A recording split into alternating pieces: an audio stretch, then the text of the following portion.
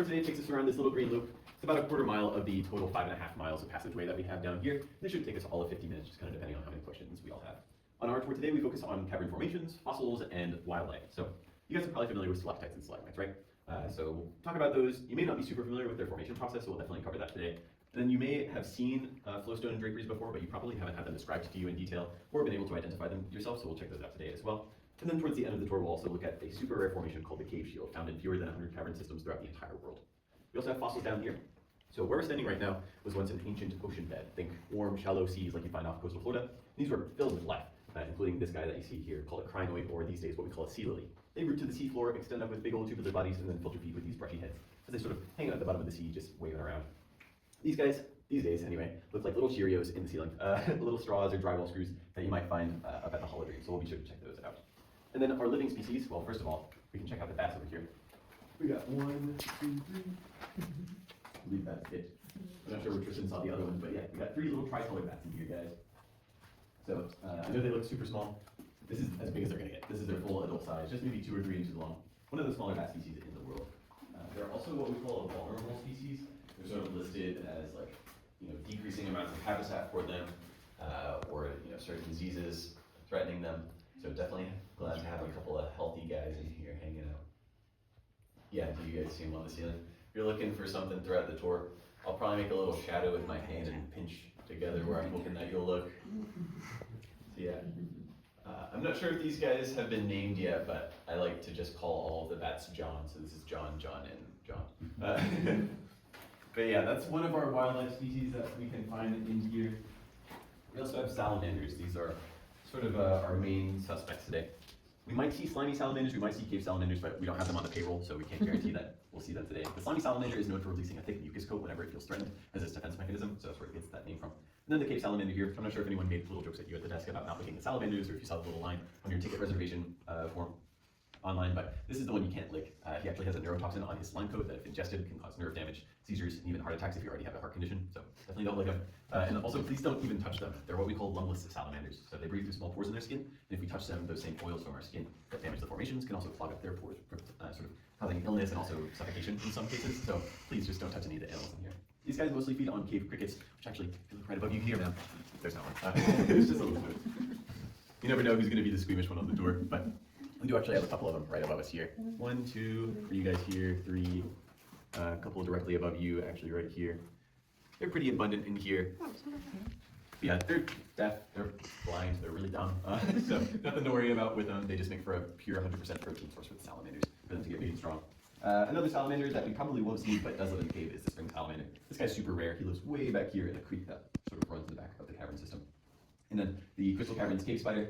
If you're scared of spiders at all, please don't be worried. He's only about this big, and the likelihood that we see him today is just about 0.01%.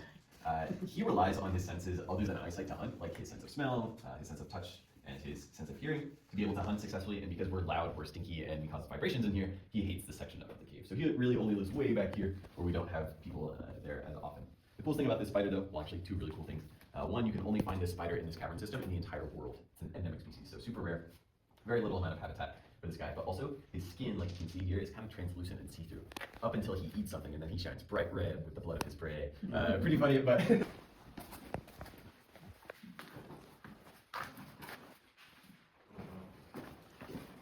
let's go, a genuine ooh or an ah.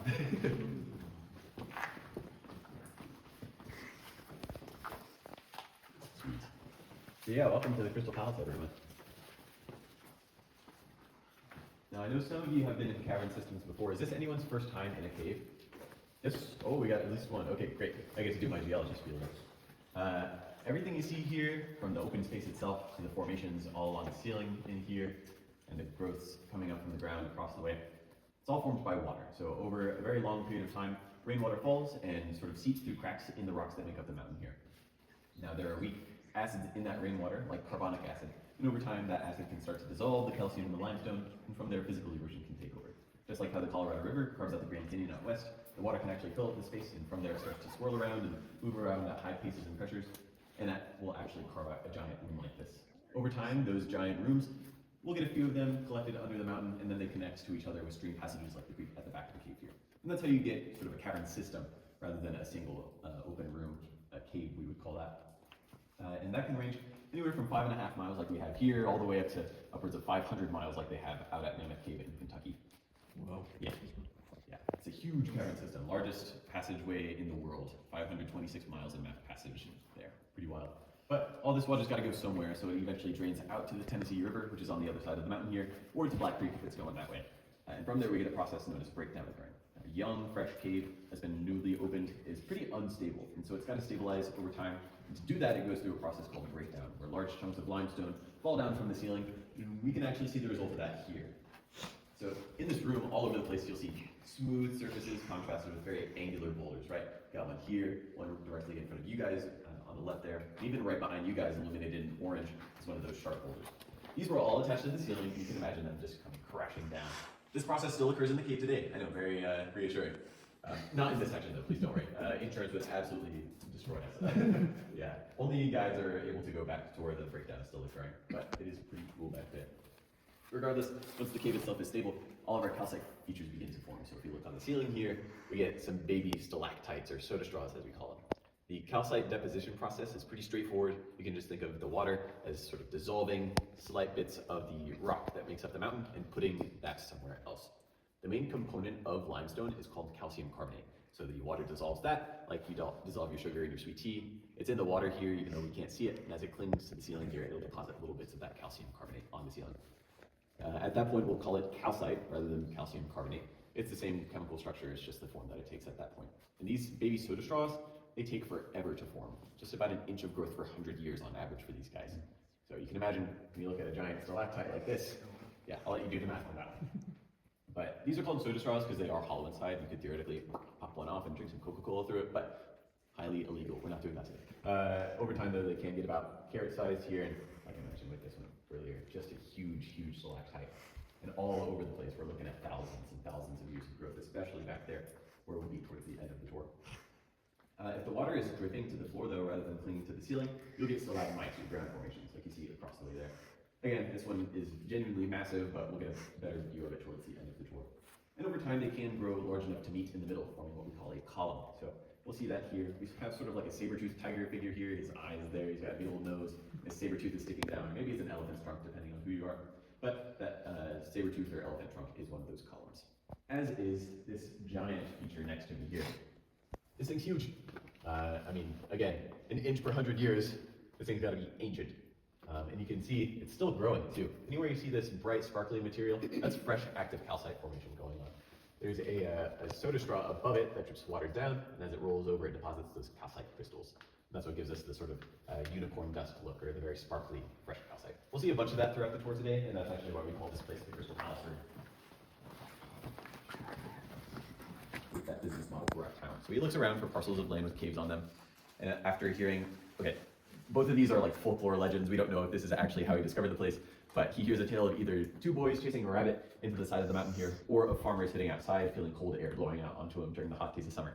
Regardless, one of those two stories is true, and he knew that that meant there was a cave here. So he comes over in 1929 and finds a small crack in the side of the mountain, and just with an oil lantern on him, sort of shimmies his way through about 30 yards to the entrance that we took, which is like literally inchworming his way through there. It wasn't an open space like it is these days. And eventually he finds the Crystal Palace Room here. So, ka-ching, right? Lots of old, ancient, beautiful formations, super close to the surface. So he decides to develop this cave. He'll lay out pathways and figure out what to tell his guests over the next few years. And in 1931, he starts his first walking tours here. Now, given the historical context of that period, it means the Great Depression, right? He ends up going financially, well, he hit financial rock bottom rather quickly. He was bankrupt off the place.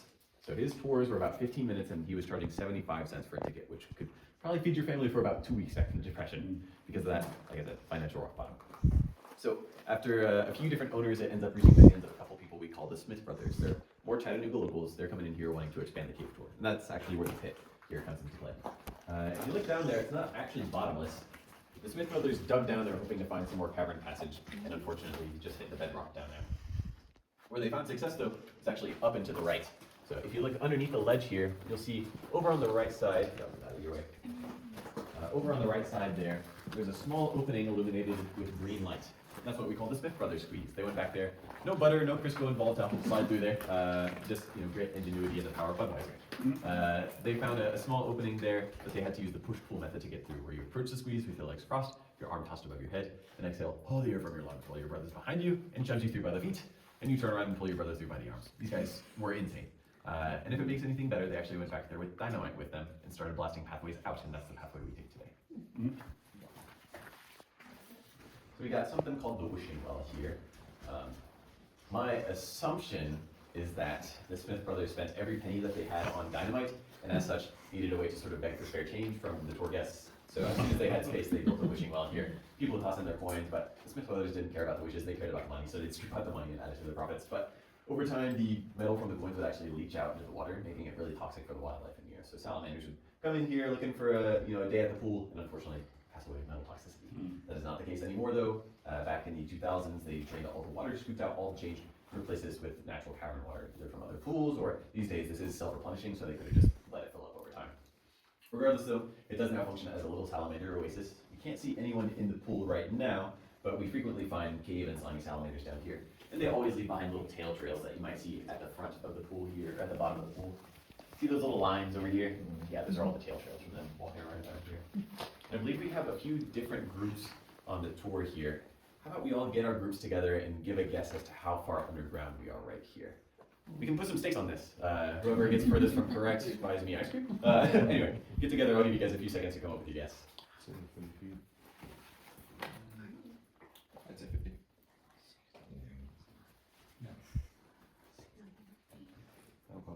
And 5, 4, 3, 2, 1. You guess. What's your number? 63. 63 feet. You guys? 50? 50. Next group behind? 300. 300. And in the very back? 75. 75. Thank you for your contribution, Mr. 300. We will be attending Odell's for ice cream after this tour. No, we're about 15 feet underground here, guys. So whoever was closest to that, congrats.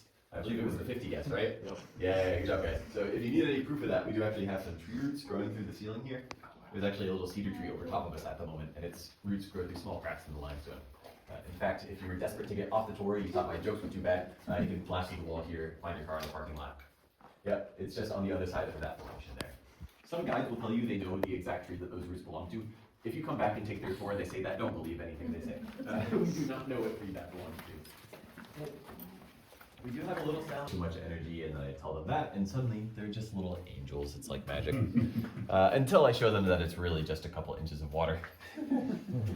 Though, just like how you're not supposed to lick the salamanders, you also should not drink the cave water in here. This stuff is chock full of laxatives. We're not like going in there dumping Miralax in there to punish any rule breakers. It's naturally occurring. The foremost component of limestone is calcium carbonate, but the second most abundant component is magnesium. And so those of you who have taken milk of magnesia before, you know exactly what will happen to you if you drink more than a cup of this cave water. We'd all be in for a very moving experience today. Anyway, there is actually a cool experience we can have. I can cut every single light. Yeah, pretty cool stuff going on right here. Yeah, that's what you have to squeeze through if you want to go on that tour. It's really not all that bad. You just crawl a couple feet forward, swing your legs over, stand back up. He's in a slightly more open space than it might seem right now. And then that's how the whole tour is, right? It's maybe 6 to 10 feet of squeeze, crawl, and then it opens up into a big room that you can walk around and explore. It's pretty cool. Yeah, the flat surface area here was actually used for overnight tours at one point in the past. So you could actually come camp in the caves. So those of you who enjoy the total darkness environment, that would be perfect for you. Unfortunately, that did result in a fair amount of broken off formation, like you see here. People would wait for their guide to fall asleep and break them off the ceiling to take home as souvenirs. But the real final straw for the overnight tours was actually a cave water drinking contest between a couple of young Boy Scouts. And given the information we learned about the water earlier, you can imagine how that went. It was a rather crappy end to the overnight tours, unfortunately. Yeah, half a gallon of water each. They ended up in the hospital for about 10 days. Stomachs pumped, IV fluids for rehydration. It was a rough time and a very necessary end to the overnight tours from there. But yeah, we do still do the wild caves. If you're interested in that and you live in the area or you're coming back through Chattanooga, I'm happy to give you more information.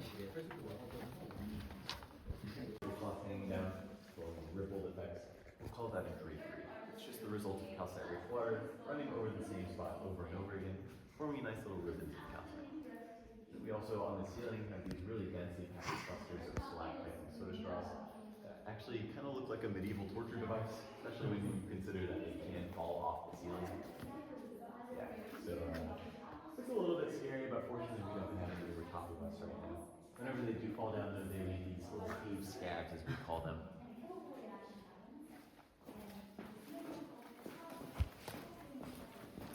Cave shield. Thank goodness the scientists didn't complicate every single data in here.